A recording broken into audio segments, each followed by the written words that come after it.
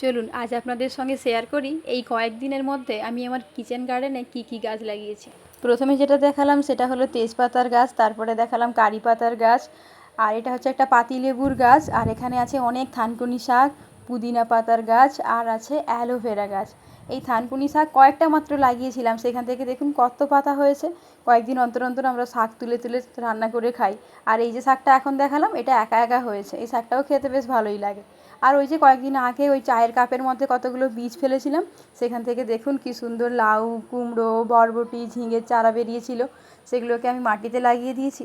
আর এই ভিডিওটা বেশ কিছুদিন আগে তুলেছিলাম, এখন এই চারাগুলো না আরও অনেকটা বড় হয়ে গেছে। এছাড়াও ঘরের সামনের দিকে বেশ কয়েকটা লঙ্কা আর বেগুনের গাছ লাগিয়েছি, সেগুলো একদম ছোট ছোট, সেগুলো একটু বড় হলে আপনাদেরকে দেখাবো।